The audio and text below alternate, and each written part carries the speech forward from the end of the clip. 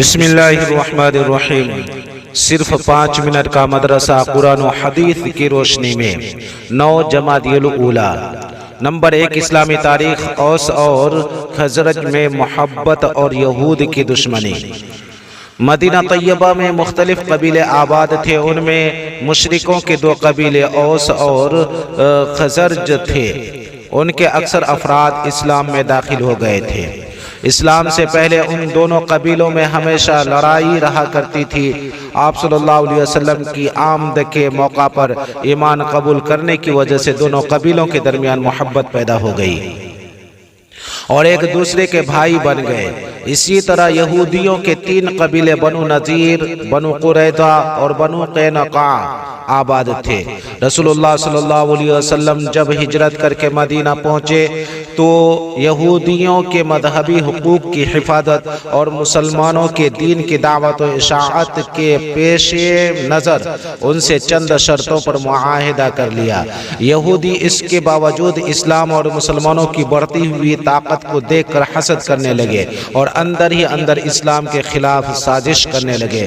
جب ان کی نفرت و عداوت اور بدعہدی حد سے بڑھ گئی تو ان کو اپنی شرارت اور سازشوں کی سزا بھگتنی پڑی۔ نمبر 2، اللہ کی قدرت، زمین کا عجیب فرش۔ اللہ تعالی فرماتا ہے، ہم نے زمین کو فرش بنایا اور ہم کیسے اچھے بچھانے والے ہیں۔ ذرا غور کیجئے، اللہ تعالی نے زمین کا کیسا اچھا بستر بچھایا ہے جس پر ہم آرام کرتے ہیں۔ اس بستر کے بغیر ہمارے لیے رہنا دشوار تھا۔ پھر ہمارے لیے زندگی کی تمام ضروریات، کھانے پینے، اناج، غلے اور میوے کے لیے زمین کو خزانہ بنایا۔ پھر سردی گرمی سے حفاظت بھی زمین پر رہ کر سکتے ہیں، اور بدبودار چیزیں اور مردار جن کی بدبو سے ہم کو سخت تکلیف ہوتی ہے، ایسی چیزوں کو ہم زمین میں دفن کر کے خراب ہوا کے اثر سے محفوظ ہو جاتے ہیں۔ بلا شبہ اتنا لمبا چوڑا زمین کا بستر اسی حکیم مطلق کی کاریگری ہے۔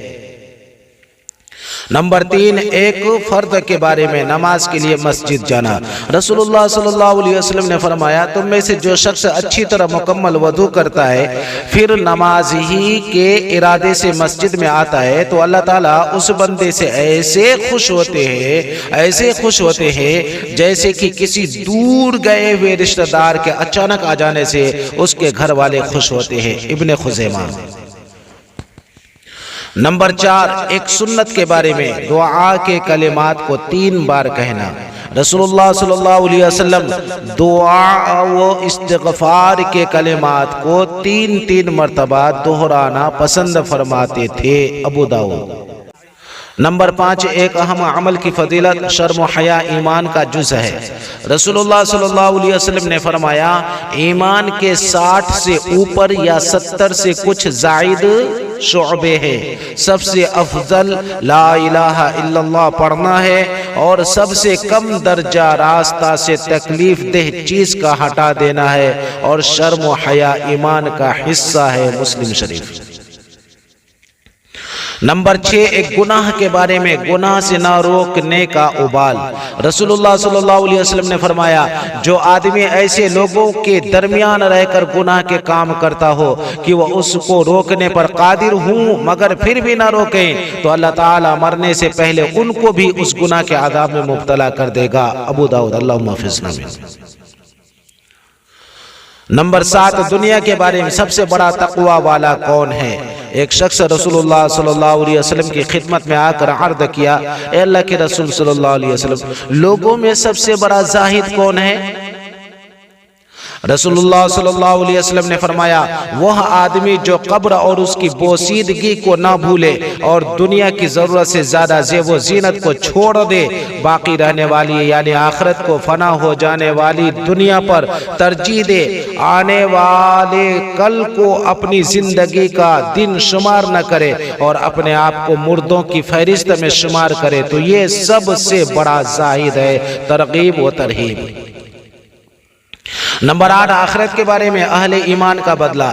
قرآن میں اللہ تعالیٰ فرماتا ہے، ان اہل ایمان اور نیک عمل کرنے والوں کا بدلہ ان کے رب کے پاس ایسے ہمیشہ رہنے والے باغ ہوں گے جن کے نیچے نہریں بہہ رہی ہوں گی، یہ لوگ ان میں ہمیشہ رہیں گے، اللہ تعالیٰ ان سے راضی اور وہ اللہ تعالیٰ سے خوش ہوں گے، اور یہ بدلہ ہر اس شخص کے لیے ہے جو اپنے رب سے ڈرتا ہے۔ سورہ بینہ۔